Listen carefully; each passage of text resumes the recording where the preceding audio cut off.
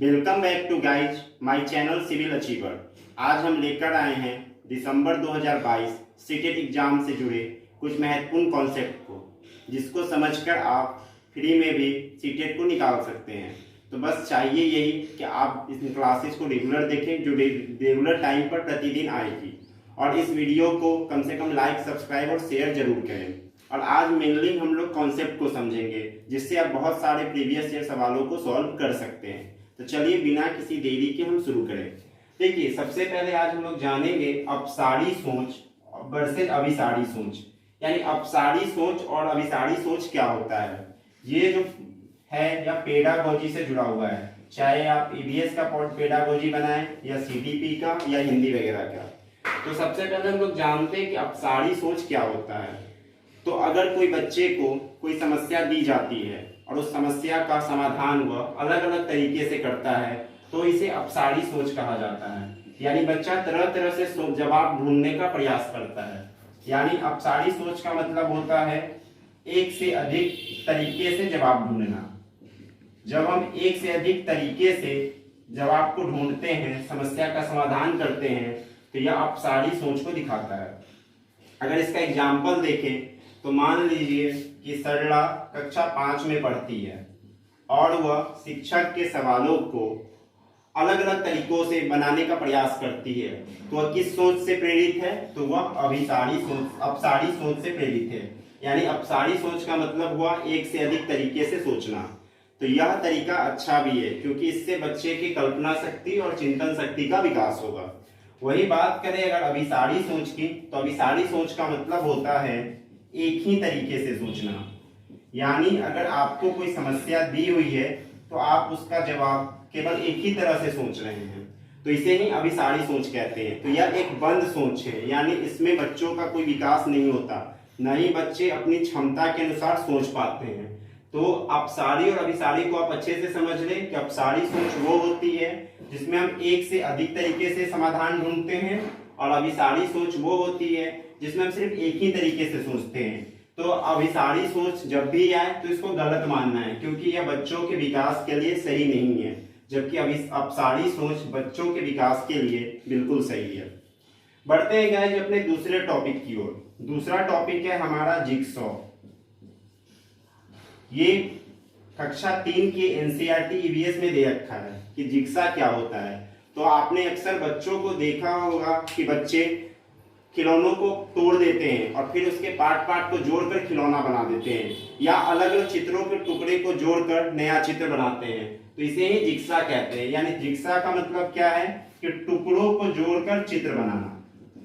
टुकड़ों को जोड़कर चित्र बनाना, यानी हम किसी भी टुकड़े को जोड़कर चित्र बनाते हैं या खिलौना वगैरह को सजाते हैं, तो यही जिगसा है। यानी जस्ट लाइक पजल, पहेली, जिसमें बच्चों का तार्किक और मानसिक विकास भी होता है। वीडियो अच्छी लगे तो वीडियो को लाइक, सब्सक्राइब और शेयर जरूर करें। तब तक के लिए थैंक्स। देखते हैं गाइस हम लोग अगला टॉपिक, मुद्राएं। मुद्रा क्या होती है? तो मुद्रा को समझने के लिए ये भी कक्षा 3 की एनसीईआरटी का ही है। तो आप पहले तो ये समझे कि क्लास 3, 4, 5 पेपर 1 के लिए कितना इंपॉर्टेंट है। तो आप लोग कम से कम एनसीईआरटी तो जरूर पढ़ें, क्योंकि आप देखिए कि एनसीईआरटी से डायरेक्ट क्वेश्चन कट पेस्ट हुए हैं। तो एनसीईआरटी का एक राउंड रॉल है। मुद्रा की बात करें कि मुद्रा क्या होती है, तो मुद्रा नृत्य से यानी डांस से जुड़ी है। इस बात को आप समझे, जो मुद्रा होती है नृत्य यानी डांस से जुड़ा हुआ है। तो मुद्रा आखिर होता क्या है?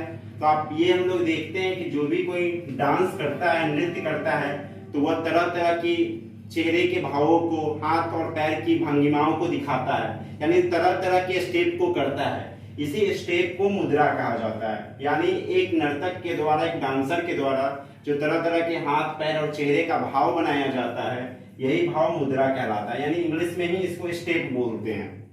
तो ये चीज आपको अच्छे से समझ में आया कि मुद्राएं क्या है। तो हमारा जो चेहरा है, जो हाथ पैर की जो मुद्रा है, वही होती है।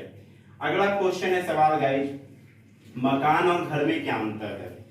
तो आप इसके बेसिक्स अंतर को समझे। मकान बस एक ईंट और दीवार से बना संरचना होता है, जबकि जो घर होता है उससे हमारा भावनात्मक लगाव होता है, यानी उससे हमारे इमोशन जुड़े होते हैं। जैसे जब हम मकान में रहना शुरू करते हैं तो मकान में परिवार के आने से वह मकान घर बन जाता है। दूसरी बात, क्योंकि घर में हम अलग अलग भागों के नाम रखते हैं, जैसे पूजा घर, रसोई घर, ड्राइंग रूम, लिविंग रूम, इस तरह का।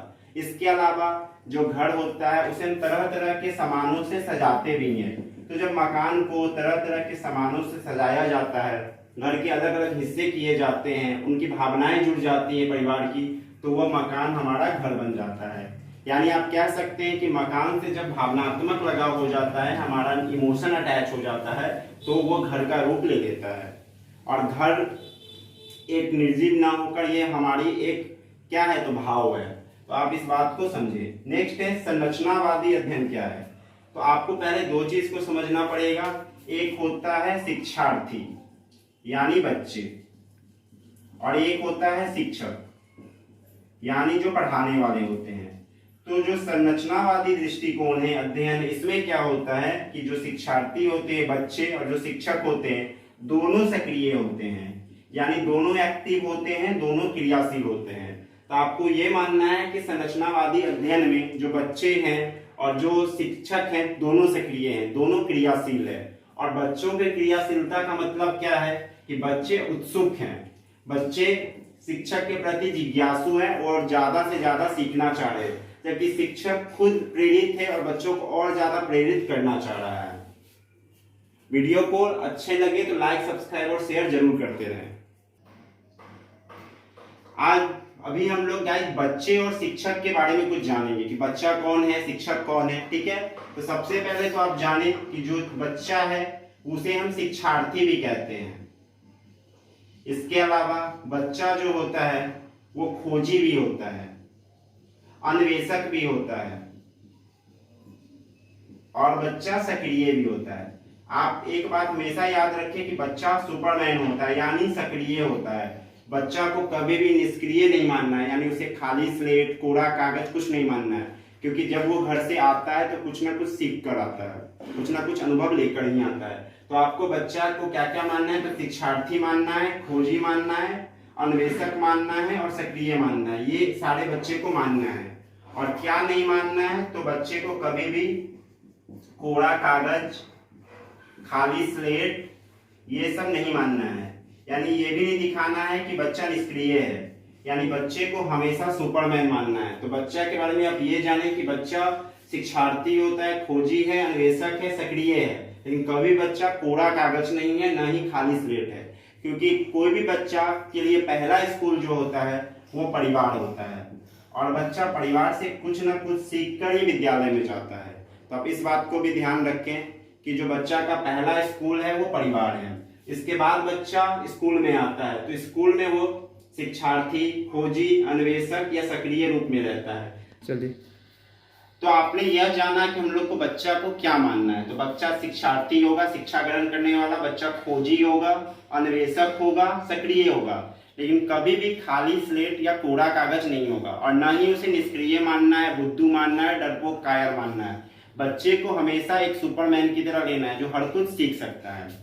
वहीं शिक्षक की बात करें तो शिक्षक कौन होता है, तो शिक्षक को यहाँ पे माना गया है सुविधादाता। सुविधादाता, अब ये चीज आप समझे कि शिक्षक को सुविधादाता क्यों कहा गया, फैसिलिटेटर क्यों कहा गया है। क्योंकि शिक्षक जो होते हैं वो ज्ञान, किसी भी सूचना को ज्ञान बनाते हैं और तब बच्चों तक आसान शब्दों में पहुंचाते हैं। इसलिए शिक्षक को सुविधादाता भी कहा गया है, अभिगमकर्ता भी कहा गया है। यानी शिक्षक का काम क्या है कि जो भी उनके पास सूचना आ रही है उसको ज्ञान के रूप में बदले और आसान शब्दों में बच्चों तक पहुंचाए। तो शिक्षक भी हमेशा सक्रिय होता है, शिक्षक को भी कभी निष्क्रिय नहीं मानना, और उसे भी सुपरमैन की तरह समझना है कि वो हर चीज बच्चों को सिखा सकता है, उसमें कोई तरह की कमियां नहीं है। तो आप ये भी समझे कि शिक्षक और बच्चे का जो तालमेल है, अंतःक्रिया है, वो काफी अच्छा होना चाहिए, तभी एक अच्छे वातावरण में लोग सीख पाएंगे। तो तब तक के लिए इतना ही। इन शब्दों को आप समझे। नेक्स्ट वीडियो में हम लोग टैग वर्ड पढ़ेंगे, जिससे आप आधा से अधिक सीटेट के सवालों को सॉल्व कर सकते हैं। थैंक्स। चैनल को सब्सक्राइब और लाइक जरूर करें।